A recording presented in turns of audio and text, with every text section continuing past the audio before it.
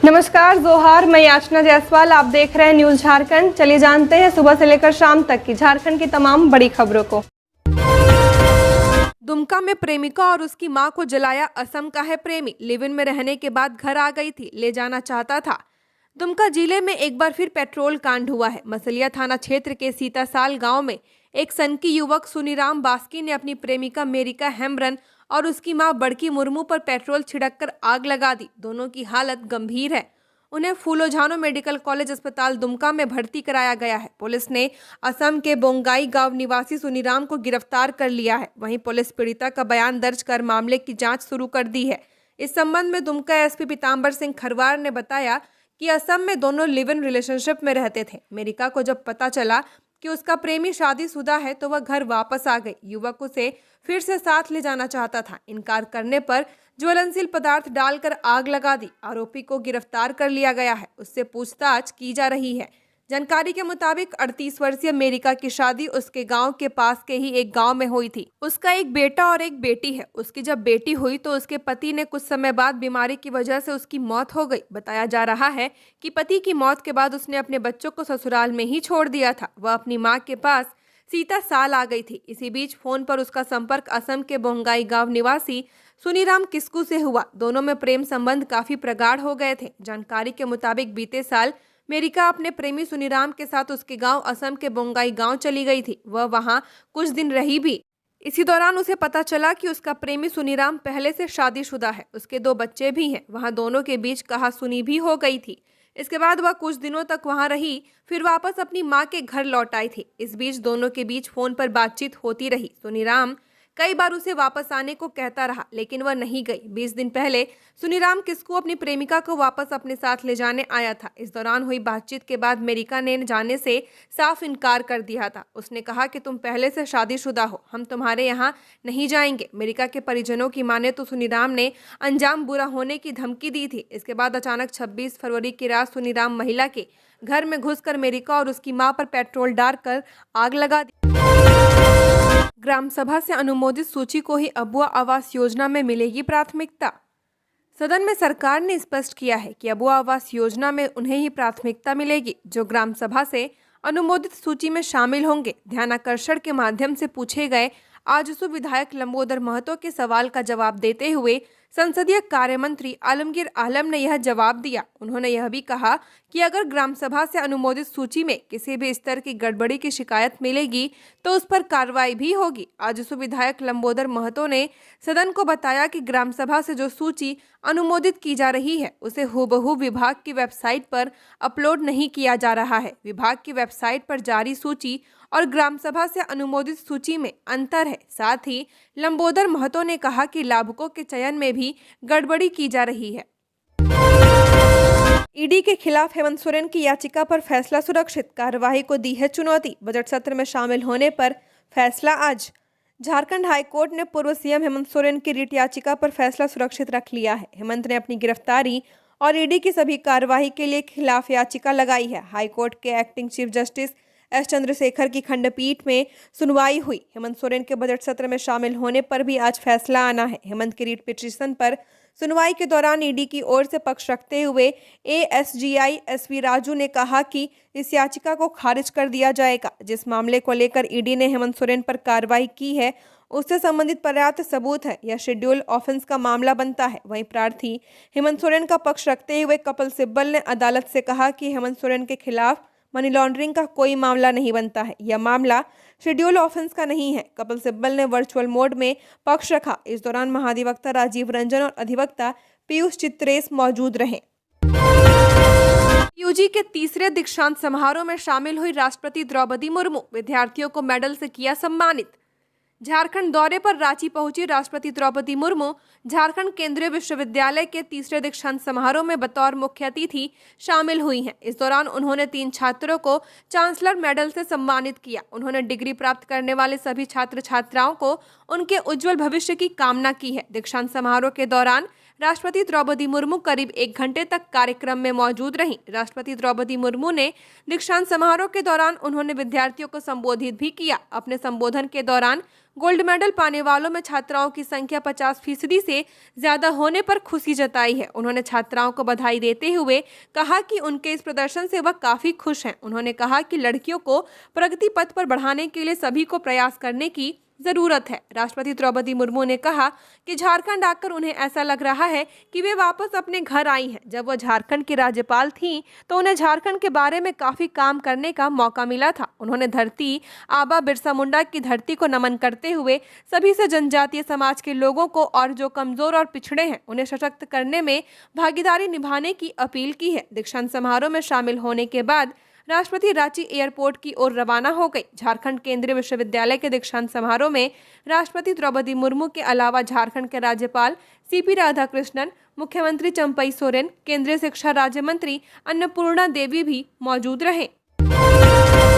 झारखंड के कई शहरों में आज बारिश का अलर्ट। गढ़वा में स्कूल से लौट रहे छात्र पर गिरी बिजली। पलामू में भी बच्चों की मौत। झारखंड में आज शाम तक भी बारिश के आसार हैं। मौसम विभाग ने आज भी बारिश का येलो अलर्ट जारी किया है। पलामू, गढ़वा समेत कई जिलों में मंगलवार को आंधी तूफान के साथ बारिश भी हुई है। राज्य में वज्रपात से 2 लोगों की मौत हो गई। पलामू के हैदरनगर में एक बच्ची की मौत की खबर आई है, जबकि गढ़वा के रमना प्रखंड में स्कूल से घर लौट रहे छात्र की मौत हो गई। आज शाम तक भी राजधानी रांची सहित जिन इलाकों में बारिश की संभावना जताई गई है, उनमें पश्चिमी, मध्य और दक्षिणी भाग के इलाके शामिल हैं, जहां गर्जन के साथ तेज हवा चलेगी और वज्रपात की भी संभावना है। जिन जिलों में बारिश के साथ ओलावृष्टि के आसार हैं, उनमें गढ़वा, पलामू, लतेहार, गुमला और सिमडेगा के इलाके शामिल हैं। राज्य के कई हिस्सों में आंशिक बादल छाए रहे। अगले 3 दिनों में तापमान में किसी बड़े बदलाव के आसार नहीं है। 2 दिनों के बाद तापमान में धीरे धीरे 3 से 4 डिग्री की बढ़त दर्ज की जा सकती है। मौसम विभाग के अनुसार 29 फरवरी से 1 मार्च तक मौसम शुष्क रहने की संभावना जताई गई है, लेकिन 2 मार्च से लेकर 4 मार्च तक मौसम एक बार फिर अपना मिजाज बदलेगा और बारिश के आसार नजर आएंगे।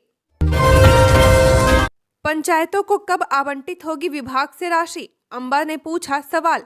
झारखंड विधानसभा का बजट सत्र चल रहा है। आज चौथा दिन है। कांग्रेस विधायक अंबा प्रसाद ने राज्य में पंचायत प्रतिनिधियों को अधिकार देने का मामला उठाया। उन्होंने पूछा कि पंचायतों को वित्त विभाग से राशि कब आवंटित होगी। इस पर जवाब देते हुए मंत्री आलमगीर आलम ने कहा कि पैसे का अभाव नहीं है। कब पैसा नहीं मिला? 2010 में पहली बार झारखंड में चुनाव हुआ। जनप्रतिनिधि का अधिकार मिलना चाहिए। पहली बार वार्ड सदस्य को भी पैसा दिया गया है।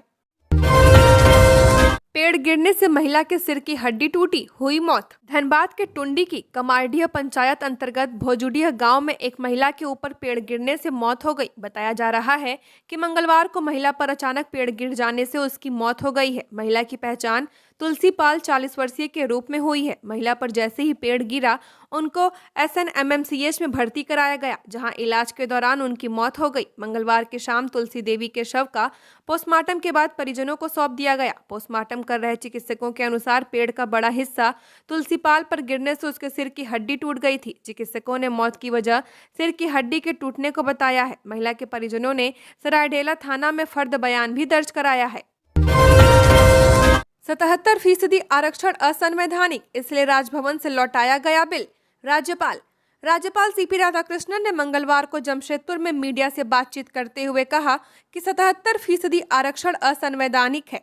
झारखंड सरकार राजनीतिक लाभ के लिए 77% आरक्षण चाहती थी, इसलिए राजभवन से इस बिल को लौटा दिया गया है। सुप्रीम कोर्ट ने भी 77% आरक्षण को गलत बताया है। ऐसे में उस बिल को कैसे मंजूरी दी जा सकती है? राज्यपाल ने कहा कि वे आरक्षण का विरोध ही नहीं करते हैं, लेकिन वह चाहते हैं कि जो वर्ग या समुदाय नीचे है उन्हें आगे लाया जाए। झारखंड सरकार को यह बताना चाहिए कि राजभवन में कितने बिल पेंडिंग हैं। हाँ, असंवैधानिक बिलों को मंजूरी नहीं दी जा सकती है, इसलिए राजभवन पर आरोप लगाना सही नहीं है। राज्यपाल ने कहा कि उन्होंने सभी रिक्तियों को भरने के लिए राज्य सरकार को पत्र लिखा है। अलग से पब्लिक सर्विस कमीशन बनाने की सलाह भी दी है। मंत्रियों के बंगलों को आलीशान बनाने के लिए और 45 करोड़ का किया गया प्रावधान। ग्रीनफील्ड रांची स्मार्ट सिटी के एरिया में चिन्हित प्लॉट संख्या 1 में बन रहे 11 कैबिनेट मंत्रियों के आवास को पूरा करने के लिए और 45 करोड़ से अधिक की राशि की आवश्यकता पड़ गई है। नगर विकास विभाग ने इसके रिवाइज प्लान 114.47 करोड़ की लागत की मंजूरी प्रदान कर दी है। पूर्व में इसकी प्रशासनिक स्वीकृति 69.90 करोड़ थी। इसके आलोक में टेंडर जारी हुआ था। काम लेने वाली कंपनी मैसर्स केएमवी प्रोजेक्ट लिमिटेड के साथ 72.35 करोड़ की लागत से एकरारनामा किया गया है, लेकिन 27 मार्च 2023 को राज्य के तत्कालीन मुख्यमंत्री हेमंत सोरेन ने इसके कार्यों का निरीक्षण किया था। बारिश व ओलावृष्टि ने खेतों में लगी फसल को किया बर्बाद। लोहरदगा जिले में मंगलवार की दोपहर के बाद अचानक तेज हवा के साथ बारिश हुई। बारिश के साथ ओलावृष्टि भी हुई है। इस ओलावृष्टि से खेतों में लगे फसल को काफी नुकसान पहुंचा है। खेतों में लगी सब्जी, अरहर, सरसों, गेहूं, लहसुन, प्याज, आलू, टमाटर की फसल बर्बाद हो गई है। जिले के कैरो एवं भंडरा प्रखंड क्षेत्र में भारी ओलावृष्टि की सूचना है। ओलावृष्टि से खपड़े मकान व एस्बेस्टस वाले मकान को काफी क्षति पहुंची है। किसानों का कहना है कि फरवरी महीने के अंतिम सप्ताह में हुई बारिश के साथ ओलावृष्टि ने किसानों की कमर तोड़कर रख दी है। किसानों का कहना है कि बैंक से लोन लेकर खेती किए थे। ओलावृष्टि से फसल बर्बाद हो चुकी है। अब उन्हें चिंता सता रही है कि बैंक से ली गई ऋण की राशि को वापस कैसे की जाएगी। किसानों का कहना है कि प्राकृतिक आपदा किसानों के लिए कहर बनकर बरपा है। तैयार फसल बर्बाद होने से किसानों की उम्मीदें ही चकनाचूर हो गई हैं। किसानों को उम्मीद थी कि बेहतर उत्पादन होगा और उनका आर्थिक स्थिति ठीक होगा। फसल भी अच्छी निकली, लेकिन तैयार फसल प्राकृतिक आपदा के भेंट चढ़ गई। इससे उन्हें काफी कठिनाई का सामना करना होगा। इधर चिकित्सकों ने बताया कि फरवरी के अंतिम सप्ताह में हुई बारिश से बीमारियों का प्रकोप बढ़ेगा। सर्दी, जुकाम तथा बुखार वाले मरीजों की संख्या बढ़ेगी। चिकित्सकों ने बताया कि बारिश के बाद तापमान में कमी आएगी। अन्नपूर्णा देवी बोली, चंपई सोरेन सरकार का बजट ख्याली पुलाव। केंद्रीय शिक्षा राज्य मंत्री सह कोडरमा सांसद अन्नपूर्णा देवी ने झारखंड की चंपई सोरेन सरकार के बजट को ख्याली पुलाव और ठगी का दस्तावेज बताया है। उन्होंने कहा कि मौजूदा चंपई सरकार भी हेमंत सरकार के नक्शे कदम पर चल रही है और जनता को कागजों पर विकास दिखाकर असल में सत्ताधारी कुनबे का विकास कर रही है। उन्होंने कहा कि जिस सरकार ने चालू वित्तीय वर्ष के बजट की बमुश्किल 50% राशि खर्च की हो, उसके द्वारा बजट आवंटन में 10% की वृद्धि एक मजाक से ज्यादा कुछ नहीं। बजट आवंटन को देखकर स्पष्ट हो जाता है कि इसमें रोजगार सृजन की संभावनाएं शून्य है और आधारभूत संरचना के विस्तार और विकास की कोई उम्मीद नहीं की जा सकती। बजट में सरकार को सबसे ज्यादा आयकर राजस्व से दिखाई गई है, जबकि मौजूदा सत्ताधारी जमात सरकारी राजस्व का रास्ता बंद करने और समानांतर सिस्टम विकसित कर निजी राजस्व को बढ़ाने के लिए प्रसिद्ध है। उन्होंने कहा कि आसन्न चुनावों को देखते हुए बिजली बिल और कर्ज माफी जैसे लुभावने वादे किए गए हैं, लेकिन इनका ट्रैक रिकॉर्ड देखते हुए पूरे यकीन के साथ कहा जा सकता है कि इनका एक भी वादा पूरा होने वाला नहीं है। उन्होंने कहा कि कुल मिलाकर झारखंड सरकार का आज पेश हुआ बजट धोखे, झूठ और लूट का दस्तावेज है। इस बजट ने जनता में इस सरकार के प्रति व्याप्त निराशा भाव और बढ़ा दिया है। बाबा मंदिर प्रशासन ने शुरू की महाशिवरात्रि की तैयारी। 29 फरवरी से खोले जाएंगे मंदिरों के पंचशूल।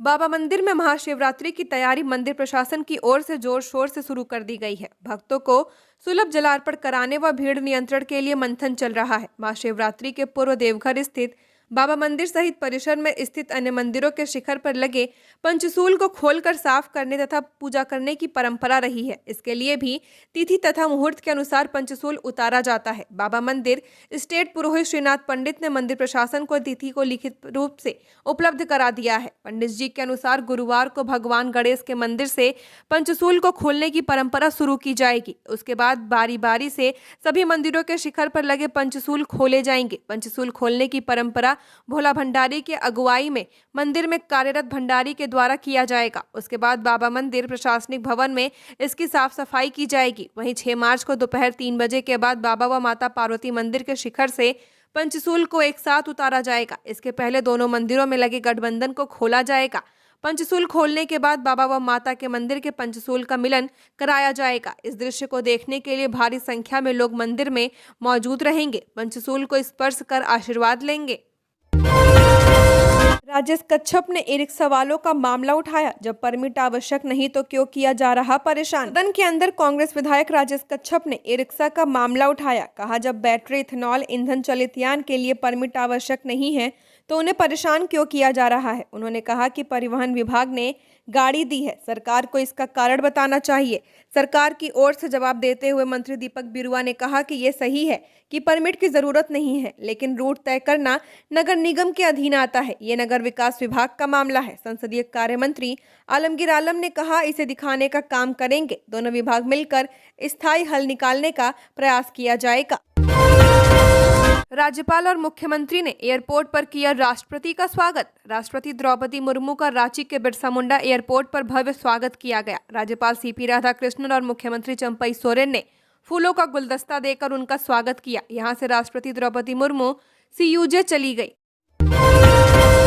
लैंड स्कैम, दिलीप घोष की डिस्चार्ज पिटीशन पर सुनवाई पूरी, आदेश सुरक्षित।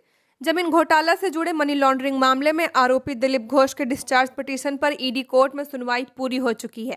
ईडी कोर्ट ने मामले में फैसला सुरक्षित रखा है। कोर्ट 12 मार्च को अपना आदेश सुनाएगा। दरअसल बरियातू की सेना की कब्जे वाली 4.55 एकड़ जमीन घोटाला मामले के आरोपियों पर अब आरोप गठन होना है। इससे पहले आरोपियों ने आरोप मुक्त कराने के लिए अदालत में अर्जी दी है। दिलीप घोष ने 12 जनवरी को डिस्चार्ज पिटीशन दायर कर इस केस से खुद को आरोप मुक्त कराने का आग्रह अदालत से किया है। बता दें कि 28 नवंबर 2023 को झारखंड हाई कोर्ट से दिलीप घोष को जमानत मिली है। जमीन के मूल दस्तावेज से छेड़छाड़ कर खरीद बिक्री करने का उन पर आरोप लगा हुआ है। मामले में निलंबित आईएएस छवि रंजन, उप राजस्व कर्मी भानु प्रताप प्रसाद, व्यवसायी अमित अग्रवाल समेत अन्य को आरोपी बनाया गया है। रातू रोड एलिवेटेड कॉरिडोर दुर्घटना होने के बाद अब NHAI ने उठाया बड़ा कदम। रातू रोड एलिवेटेड रोड निर्माण के दौरान विगत दिनों छड़ गिरने से युवती के सिर फटने की घटना को NHAI ने गंभीरता से लिया है। संवेदक KCC बिल्डकॉन को आवश्यक सुरक्षा कार्रवाई करने को कहा ताकि भविष्य में इस तरह की कोई अनहोनी फिर से न हो पाए। NHAI ने कार्रवाई की भी चेतावनी दी है। NHAI के अधिकारी जल्द ही संबंध में प्रोजेक्ट के अधिकारियों और संवेदक के साथ बैठक भी करेंगे। NHAI इसके अलावा सभी रोड व ब्रिज की परियोजनाओं में सुरक्षा व्यवस्था की भी समीक्षा करेगा। हर जरूरी कदम उठाने के लिए संवेदकों को दिशा निर्देश दिए जाने की तैयारी है ताकि सड़क पर चल रहे राहगीरों को कोई नुकसान न हो, आवागमन भी सुगम रहे। आरक्षण संबंधित विधेयक को असंवैधानिक बताने के राज्यपाल के बयान पर सत्ता पक्ष ने जताई आपत्ति। झारखंड विधानसभा के बजट सत्र का आज चौथा दिन है। सदन की कार्रवाई शुरू होते ही राज्यपाल सीपी राधाकृष्णन के द्वारा आरक्षण के बयान पर सत्ता पक्ष ने आपत्ति जताई। कांग्रेस विधायक उमाशंकर अकेला ने कहा कि राज्यपाल ने आरक्षण के दायरे को बढ़ाने संबंधित विधेयक को असंवैधानिक बताया है। इसका मैं विरोध करता हूं। विधायक प्रदीप यादव ने कहा कि राज्यपाल आरक्षण विधेयक को असंवैधानिक बता रहे हैं। राज्य का पिछड़ा और आदिवासी वर्ग इसे बर्दाश्त नहीं करेगा। अगर ऐसा है तो बिहार में कैसे स्वीकार किया गया है। दरअसल मंगलवार को जमशेदपुर में राज्यपाल सीपी राधाकृष्णन ने कहा था कि आरक्षण के दायरे को बढ़ाकर 77% नहीं किया जा सकता है, यह असंवैधानिक है। उन्होंने कहा कि सरकार के तरफ से भेजे गए विधेयक को लौटा दिया गया है। ढुल्लू महतो का बड़ा आरोप, धनबाद के पूर्व SSP संजीव कुमार शुद्ध रूप से क्रिमिनल, हो जांच। सदन में बीजेपी विधायक ढुल्लू महतो ने धनबाद के पूर्व SSP संजीव कुमार पर गंभीर आरोप लगाया है। ढुल्लू महतो ने कहा कि अवैध माइनिंग के मामले में पूर्व SSP संजीव कुमार शुद्ध रूप से क्रिमिनल है। उनके खिलाफ एजेंसी से जांच होनी चाहिए। इसके अलावा ढुल्लू महतो ने महाविद्यालय की मांग की है। उन्होंने कहा कि कतरास से बागमारा की दूरी 13 किलोमीटर से ज्यादा है। एक कॉलेज खोलने का प्रस्ताव लाया जाए। 61 पंचायत को ध्यान में रखकर एक महाविद्यालय होना चाहिए। मंत्री मिथिलेश ठाकुर ने कहा तत्काल बागमारा में महाविद्यालय खोलने का कोई प्रस्ताव नहीं है। एक विधानसभा में एक डिग्री कॉलेज खोलने का प्रस्ताव है। झारखंड की और खबरों के लिए बने रहिए हमारे साथ। हमारे चैनल न्यूज़ झारखंड पर चैनल को सब्सक्राइब करें, साथ बेल आइकन को प्रेस करें। नमस्कार।